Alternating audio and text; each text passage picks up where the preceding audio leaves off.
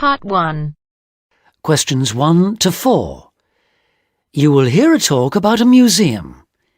You should answer the questions as you listen because you will not hear the recording a second time. First, you have some time to look at questions 1 to 4.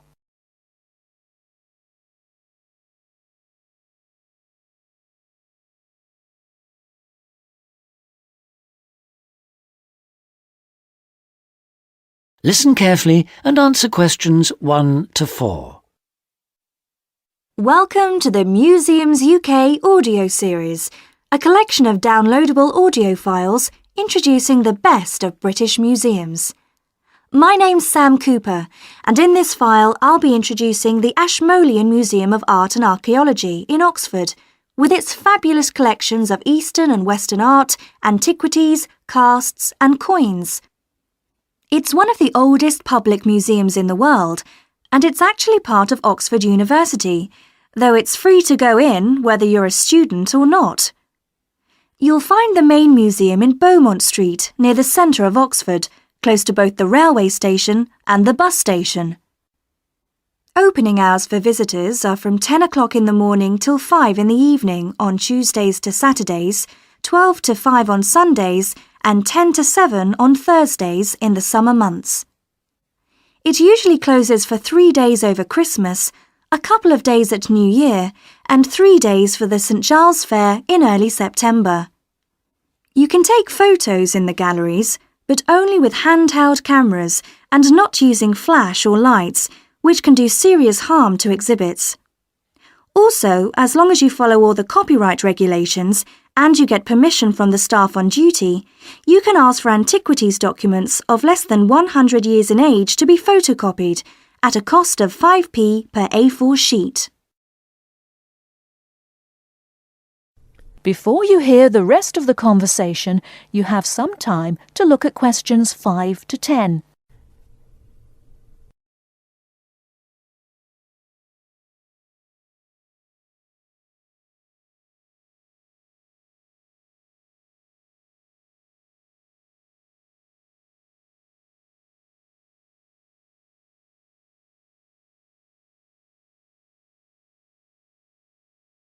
Now listen and answer questions 5 to 10. Perhaps not surprisingly, given its links with the university, the Ashmolean has an education service for schools and the general public. Activities include guided group visits, which for adults last 60 minutes and cost £4 each. This makes the minimum price per group £28, as group sizes vary from 7 to 15 people. Visits by groups of young people take the same amount of time as the adult tours, but cost just £2 for university students. So, with at least 7 to a group, the lowest price is £14, though please note that there's an upper limit of 14 group members rather than the 15 for adults. For schools, there are visits to suit all age groups, and for the most popular ones, such as those to see the Greek and Egyptian collections, it's best to book a term in advance. Tours last 50 minutes, starting at 10:15, 11:30 and 1:15, with a maximum of 13 children per group. Now, if you're free in the middle of the day, why not go along to one of the 45-minute lunchtime talks? There's a really wide range of topics. On the 19th, for example, the subject is Greek mythology, and on the 20th, there's Celebration of India. Both begin at 1:15, the usual time for these talks, and they're held every Tuesday, Wednesday and Friday. Another regular feature, on Saturday mornings through to the afternoons, are the workshops. If you're interested in developing your own illustrative and artistic skills, these are for you. They're aimed at artists of varying levels of experience and are always led by practicing artists. Running for 6 hours from 10 o'clock, this is wonderful value at just £5, including basic materials, and also a decent cup of coffee. That is the end of part 1. You now have half a minute to check your answers.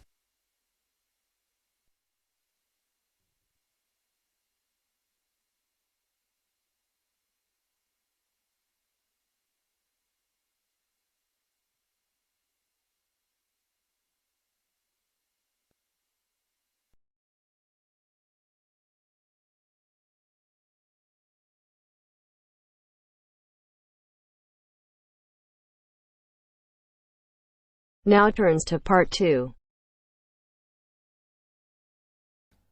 You will hear a man giving some information about transport in London. You now have 30 seconds to read questions 11 to 15.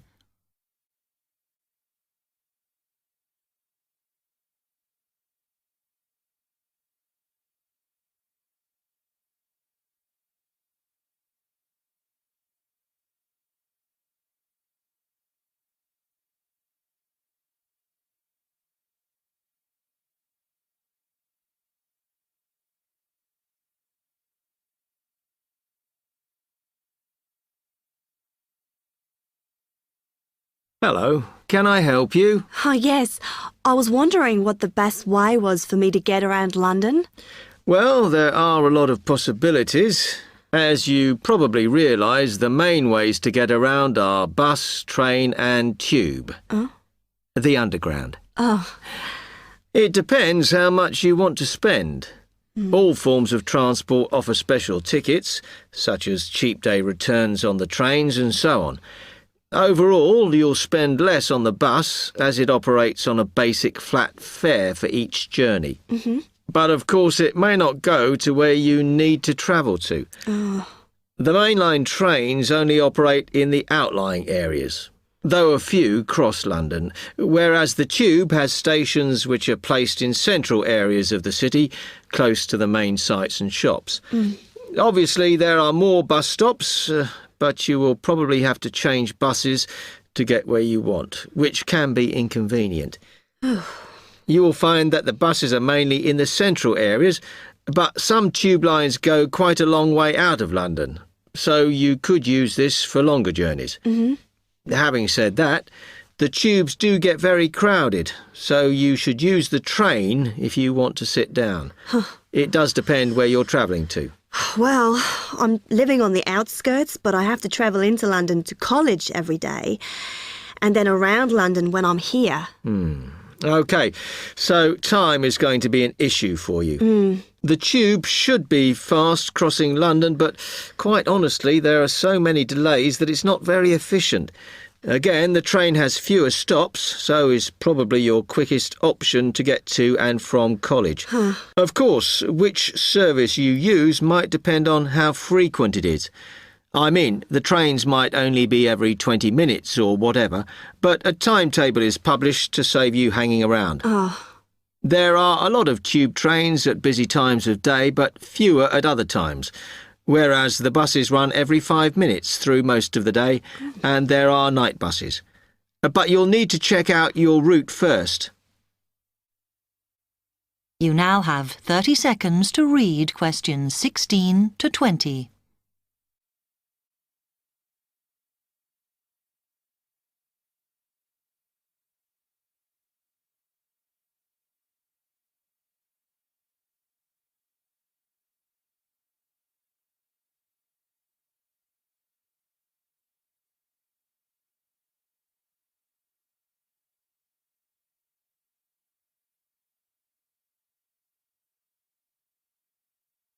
OK, thanks.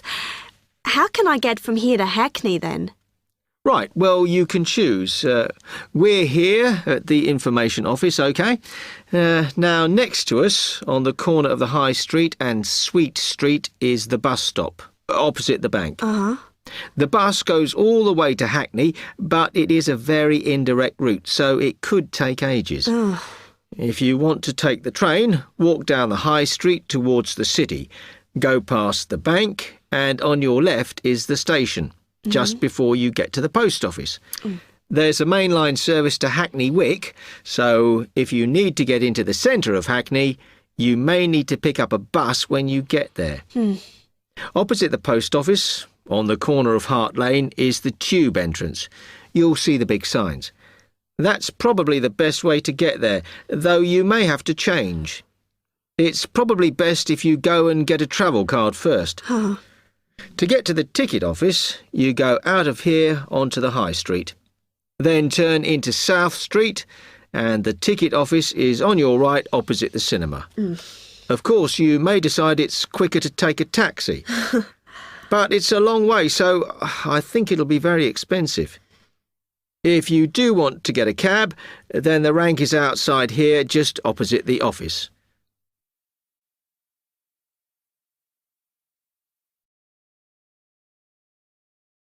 That is the end of part 2.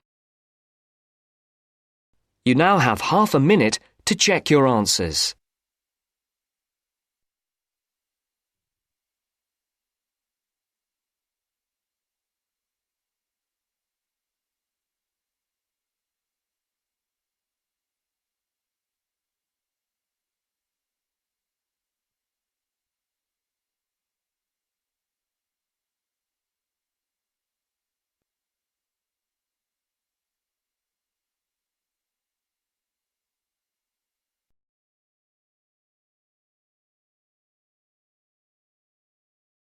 Now turns to part 3. Part 3. You will hear a conversation between a university student and a librarian about using the city archives. First, you have some time to look at questions 21 to 24.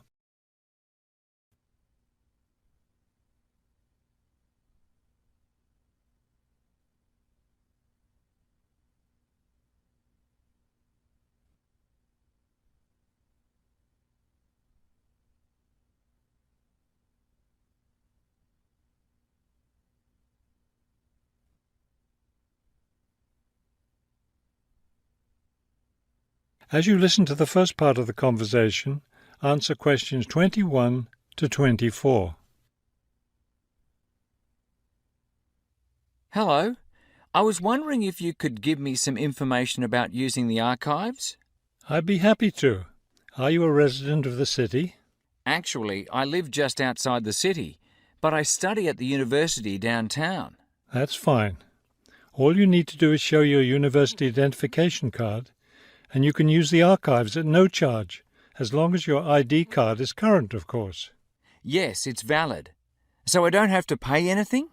No, city residents pay an annual fee, but students can use the archives for free. Everyone else needs to get special permission from the director, but that doesn't apply to you, of course. Oh, good. I was also wondering about the schedule. I have classes every day, Monday through Friday, and I also have a part-time job. So I could really only use the archives on weekends. That's not a problem at all. We're open all weekend. Actually, the only day we're closed is Monday, so you can come any day, Tuesday through Sunday. Are you open in the evenings? Yes, we're open from 9:30 in the morning until 8:30 in the evening. That will fit my schedule well. Before you hear the rest of the conversation, you have some time to look at questions 25 to 30.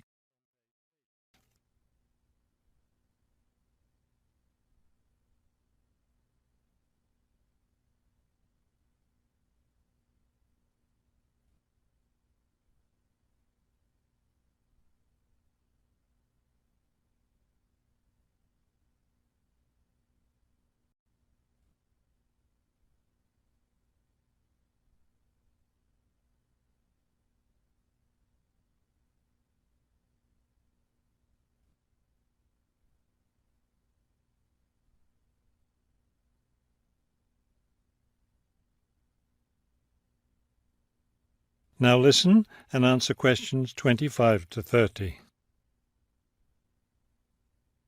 Is there something else I can help you with? Yes. One thing I'll be needing to see for one of my class projects is old photographs. Do you have photographs of the city in the 19th century that I could look at? Yes, we store all the photographs in the basement. Those stairs over there will take you down to the photography collection. Just tell the librarian there what you're interested in, and he'll help you. Those would be 19th century photographs? Yes, the entire collection is there. Now, if you're interested in seeing documents from the 19th century, those are right here on the ground floor. I would like to see some of those documents. Does that collection include newspapers too? No, all the newspapers from the earliest ones in the 18th century up to the current time are on the second floor. Here, let me just give you this map of the archives, and you'll be able to find whatever it is you need. Thank you. Oh, I see you have a whole room devoted to maps. Yes, on the third floor. That's great, because one thing I need to do is look at how the city has developed over time. I'm sure you'll find a lot of helpful information there. Of course, some of the maps are several centuries old, so generally visitors are only allowed to see photographic reproductions of them. That shouldn't be a problem. What's this on the 4th floor? Ogden's Woolen Mill. As I'm sure you know, Ogden's Woolen Mill was the major entity responsible for the growth of this city in the 19th century. The Ogden heirs gave money for the archives to devote an entire floor to information about the history of the mill. Will I be able to find information about the Ogden family there? Photographs, personal papers, things like that? Probably the family photographs are stored downstairs in the photography collection. The personal papers would be on the 5th floor, where we keep all the personal papers of famous residents of our city. Thank you so much for your help. I'll be able to do a lot of my research here.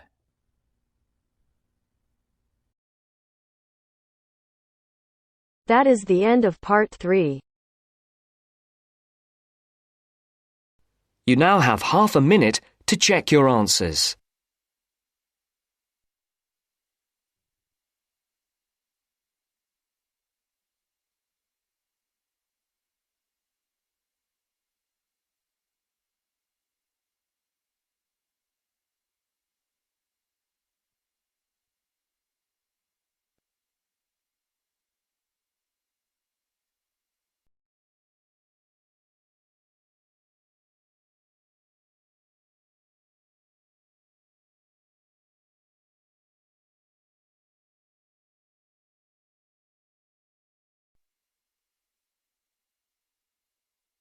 Now turns to part 4. Part 4. You will hear a lecturer talking about the importance of laughter. First, you have some time to look at questions 31 to 40 on page 131.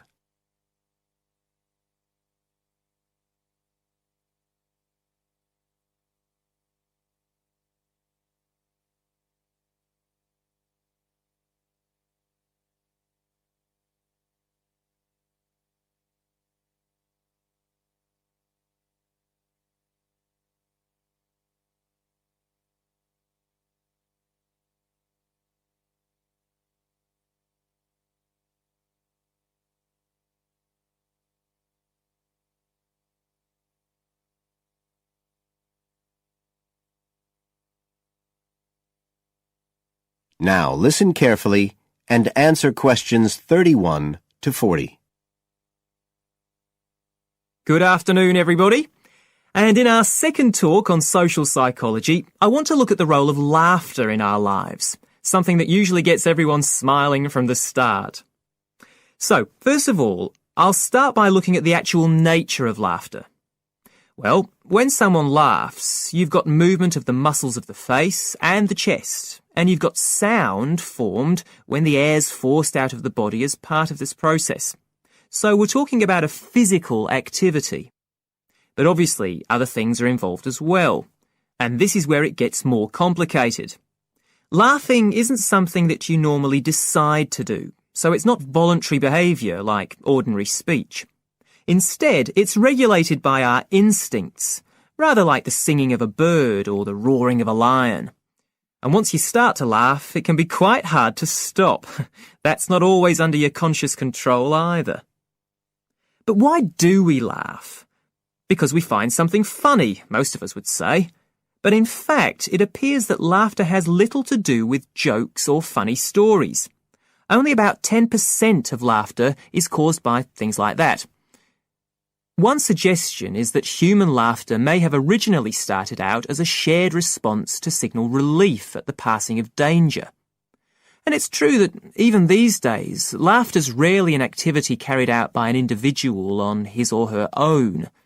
In fact, people are 30 times more likely to laugh when they're with other people than when they're completely alone. Laughter still seems to be a kind of social signal. It occurs when people are in a group and they're comfortable with one another. And it seems likely that laughter can result in the creation of bonds between the people in the group. And it's precisely because of this social aspect of laughter that people like public speakers and politicians often try to get their audience to laugh. It encourages their listeners to trust them and to connect with them. But this kind of thing, controlling the laughter of a group that is, indicates that there's a link between laughter and power. And this is supported by several studies that indicate that bosses use humour more than their employees. And research has also shown that female listeners are likely to laugh much more if the speaker is male. So it appears that there are gender issues associated with how much we laugh. I should also point out that laughter can be used as a negative signal as well as a positive one.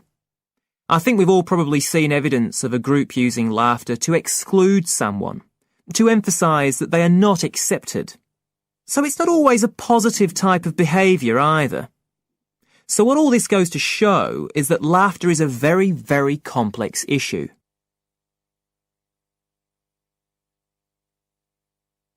It does appear, however, that laughter has definite benefits. If we look first at the psychological aspects, we know that people often tend to store negative emotions such as anger, sadness and fear, rather than expressing them. And it seems that laughter provides a harmless way for the release of these emotions. But there are also clear physical effects that have been monitored too. For example, laughter is good aerobic exercise. It speeds up heart rate and respiration and raises blood pressure.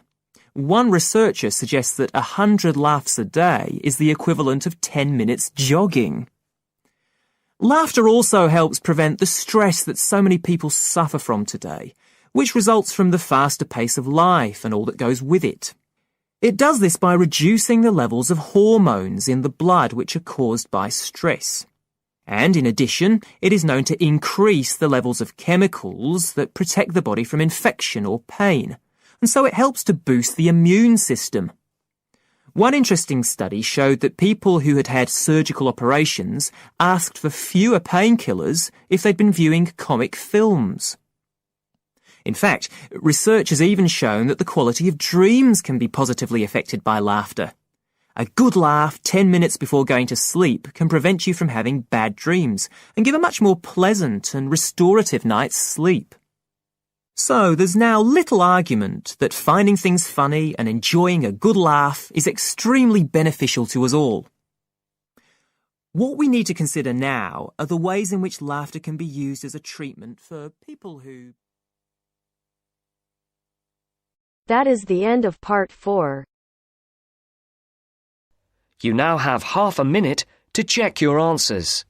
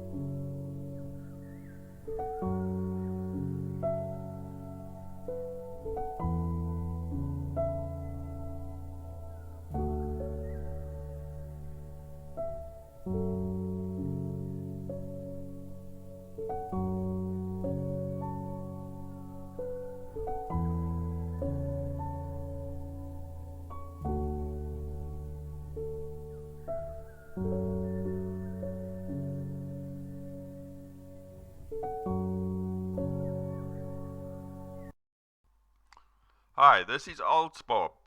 I would very much appreciate it if you could like, subscribe and share this video, as this will enable me to help more IELTS students reach their IELTS goals. Very much appreciated. Thank you.